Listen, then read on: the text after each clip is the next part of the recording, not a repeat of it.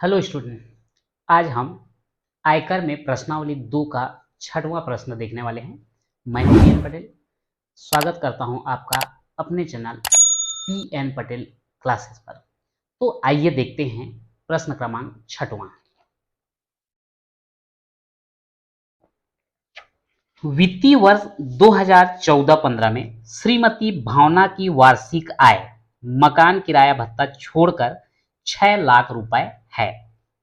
वह अपने सामान्य भविष्य निधि में 48,000 रुपए वार्षिक एवं जीवन बीमा निगम में 25,000 रुपए वार्षिक प्रीमियम जमा करती है। यदि वर्ष के प्रथम 11 माह में 1,500 रुपए प्रति माह आयकर देती है तथा सभी बचत पत्रों पर छूट की अधिकतम सीमा 1 लाख रुपए है। देय आयकर की गणना कीजिए। आयकर की दरें निम्नानुसार है। 2,50,000 रुपए तक कोई आयकर नहीं, 2,50,000 रुपए से 5 लाख रुपए तक 10% और 5 लाख रुपए से 10 लाख रुपए तक 20%। इसके अतिरिक्त देय आयकर पर 3% शिक्षा उपकर लगता है।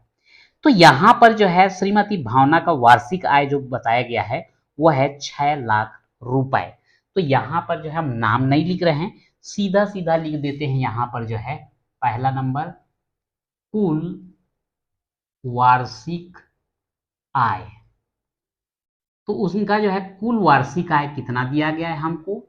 6 लाख रुपए।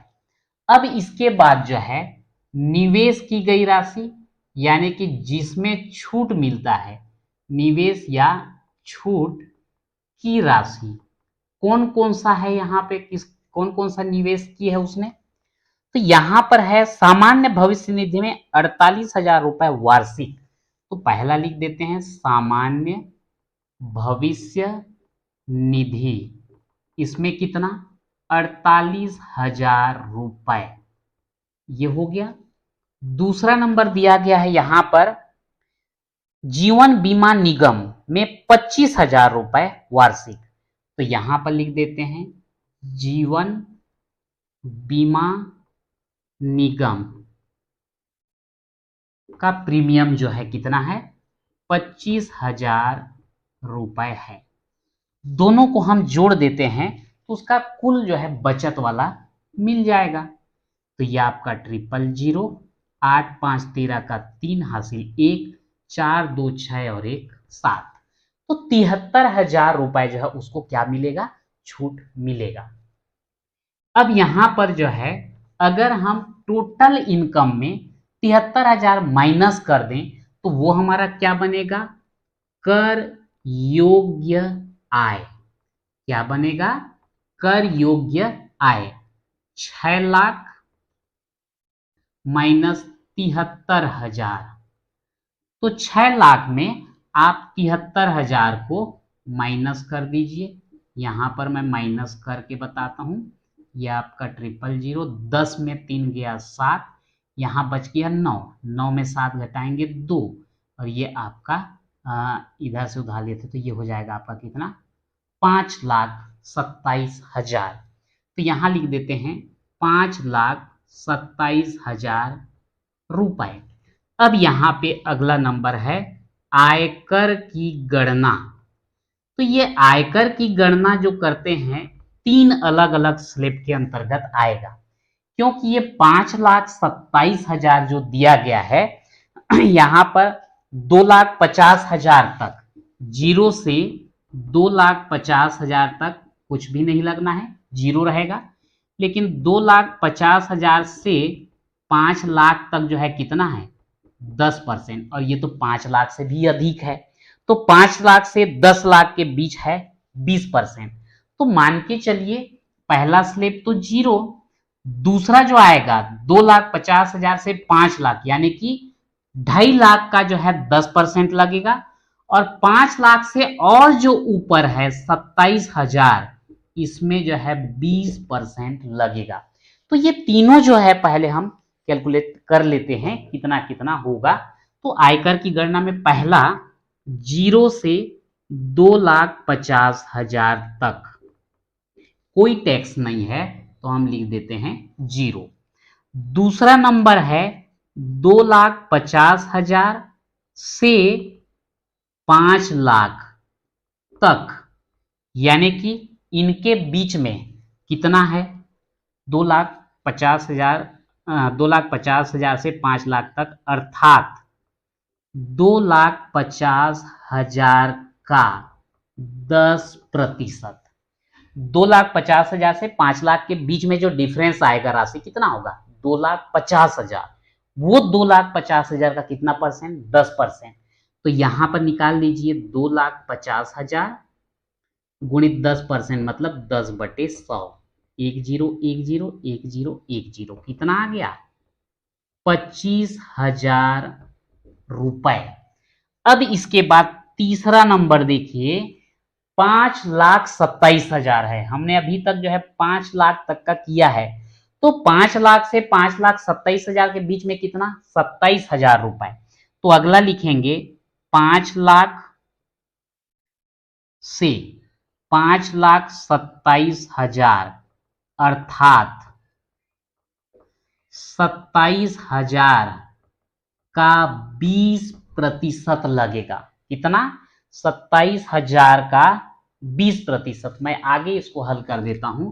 यहां पर 27,000 का 20% मतलब 20/100। 1010, ये 10 और ये 10, तो यह आ गया आपका 2700 गुणित 2, 5400, 5,400 रुपए। ठीक है। अब यहां पर जो है कुल आयकर कितना आ गया, जोड़ लेंगे तीनों को। तो यहां पर लिख देंगे कुल आयकर कितना हुआ? यहां पर है 25,000 और यहां पर है 5,400। 25 और 5 30,400। 30,400 रुपए ये बनेगा आयकर। अब इसमें जो है 3% शिक्षा उपकर लगता है, तो यहां लिखेंगे शिक्षा उपकर। ये कितना होगा? 30,400 का 3%, तो 30,400 गुणित 3/100, दोनों जीरो कैंसिल, 304 गुणित 3, 3 चौक 12 का 2 हासिल 1, 3 शून्य शून्य और 1 को जोड़ देंगे 1, 3 तिया 9, कितना हुआ? 912। अतः कुल आयकर अब कितना हुआ? 30,400 धन 912। अब जोड़ लीजिए, 0 और 2 का 2, 0 और 1 का 1, ये 4 और 9, 9 4 13 का 3 हासिल 1, 1 और ये 0 को जोड़ोगे तो 1 और ये आपका 3, कितना हो गया भाई? 31,312 रुपए कुल आयकर बनता है। लेकिन पूर्व में भी उसके द्वारा जो है जमा किया गया था, तो पूर्व में जमा आयकर एक महीने में वो कितना जमा कर रहे थे श्रीमती भावना, तो उसको हम देख लेते हैं। पूर्व में जमा है 1,500 रुपए प्रति माह 11 महीने तक।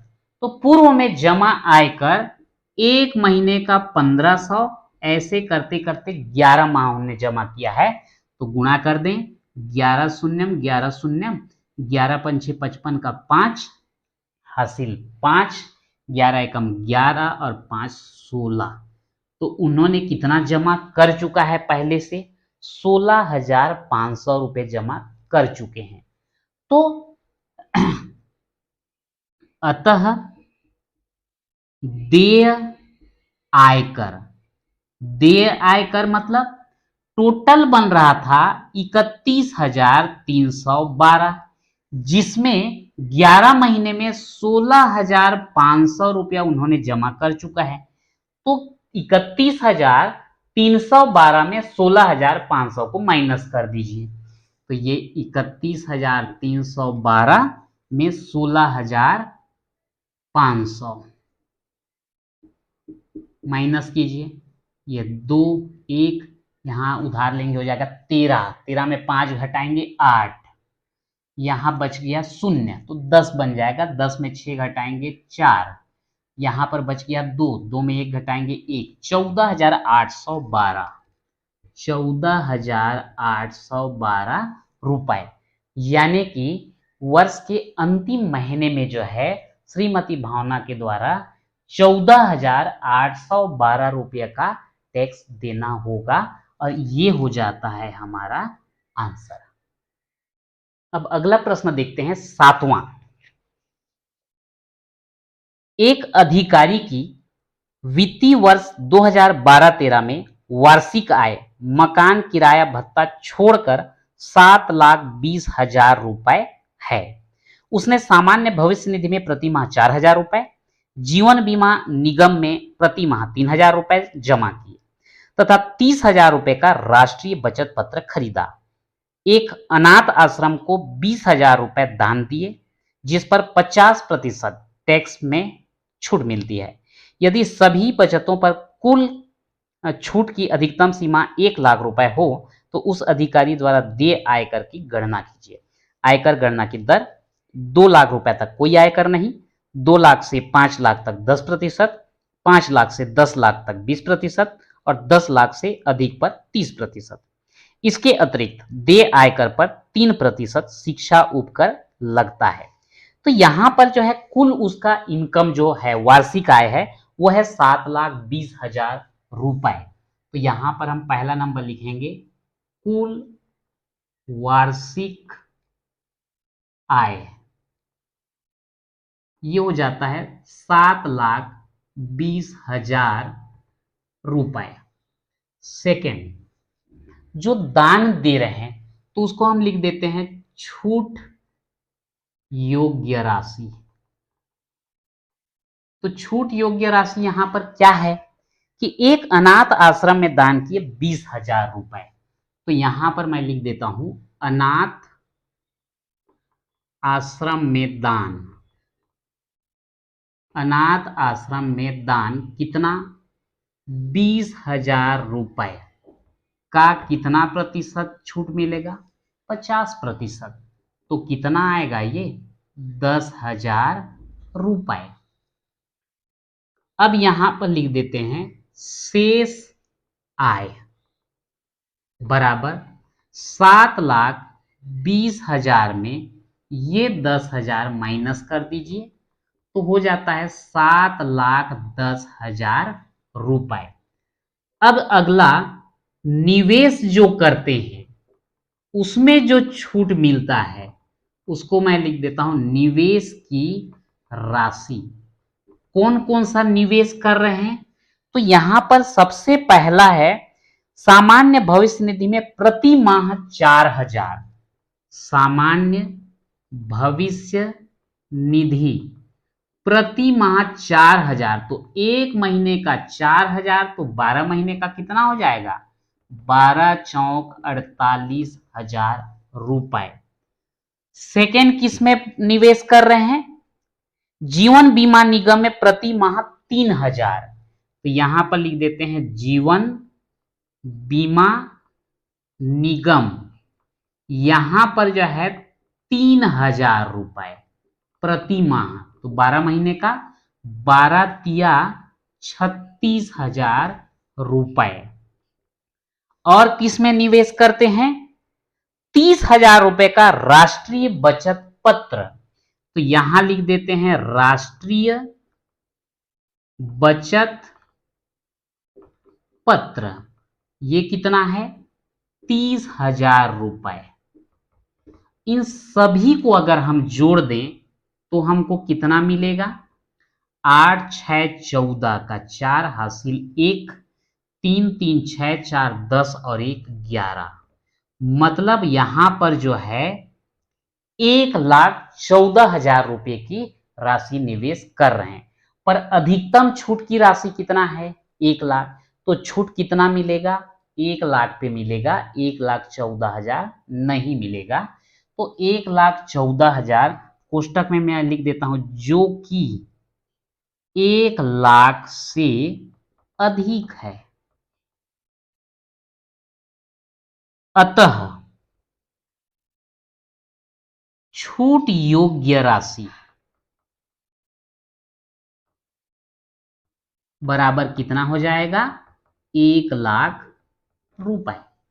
अब यहां पर 7,10,000 में 1,00,000 रुपए की छूट मिल जाएगा, यानी कि 7,10,000 में 1,00,000 को माइनस कर देंगे तो जो राशि आएगा वो हो जाएगा आपका कर योग्य आय। तो अगला पॉइंट मैं लिख देता हूं, पांचवा, कर योग्य आय 7,10,000 माइनस 1,00,000, तो ये हो जाता है 6,10,000 रुपए। ये 6,10,000 रुपए पर हम आयकर की गणना करेंगे। क्या करेंगे? आयकर की गणना। लेकिन ये जो है 3 स्लैब में आएगा, क्योंकि बोला गया है 2,00,000 तक कोई टैक्स नहीं, तो हम 0 से 2,00,000 तक कोई टैक्स नहीं है तो क्या आ जाएगा? 0। दूसरा बोला गया है कि 2,00,000 से 5,00,000 तक 10%, ये तो 5,00,000 से अधिक है, तो यहां लिख देंगे 2,00,000 से 5,00,000 तक, अर्थात 3,00,000 का 10%। तो यहां आप 3,00,000 का 10% निकाल लीजिए, कितना हो जाएगा? ये हो जाता है आपका 30,000 रुपए। तीसरा स्लैब आता है आपका 5,00,000 से 10,00,000 के बीच 20%, लेकिन 5,00,000 से ज्यादा तो है लेकिन 10,00,000 से कम है, तो ये 5,00,000 से 6,10,000 तक हम निकालेंगे। तो यहां लिखेंगे 5,00,000 से 6,10,000, अर्थात दोनों के बीच कितना आया? 1,10,000। तो 1,10,000 का कितना प्रतिशत निकालेंगे? 20%। तो ये 1,10,000 का 20% हो जाएगा 20/100। 1 0 1 0, ये 1 1 0, तो इसका जो है 2 से गुणा करेंगे तो 2 शून्यम 2 शून्यम 2 शून्यम 2 एकम 2 एकम, कितना आया भाई? 22,000 रुपए। तो यहां पर जो है कुल आयकर कितना बन रहा है? ये आपका 0, ये 30,000 और 22,000, 30 और 20 50 और 2 52,000 रुपए जो है क्या बना? Income tax. अभी और बचा है, ये 52,000 पे जो है 3% क्या लगेगा? शिक्षा उपकर। मैं इधर को मिटा रहा हूं, तो शिक्षा उपकर भी हम ज्ञात कर लेते हैं।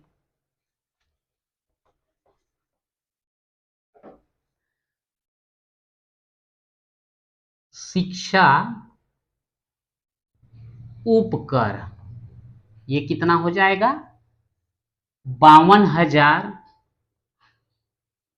का 3%, तो 52,000 गुणित 3/100, 2 0 2 0 कट गया, 3 शून्यम 3 दूनी 6 और 3 पंछे 15, कितना आया भाई? 1,560। अब यहां पर और कुछ ज्ञात करने के लिए तो नहीं बोला गया है? नहीं। अतः देय आयकर, देय आयकर मतलब टोटल कितना जो है आयकर जमा करेंगे, तो 52,000 और ये 1,560, 0 और 0 का 0, 0 और 6 6, 0 और 5 5, 2 और 1 3 और ये है 5, यानी कि कुल आयकर देय आयकर कितना हो जाएगा? 53,560 रुपए होगा। और यही जो है हमारा क्या होगा? आंसर होगा। तो इस प्रकार से प्रश्नावली 2 के सभी प्रश्न जो है कंप्लीट हो गए। इसमें सभी टाइप के क्वेश्चन हमने हल करके देख लिया। तो इसके साथ ही प्रश्नावली 2 और बैंकिंग एवं कराधान का ये चैप्टर जो है कंप्लीट होता है। तो आज के वीडियो में इतना ही, मिलते हैं नेक्स्ट वीडियो में।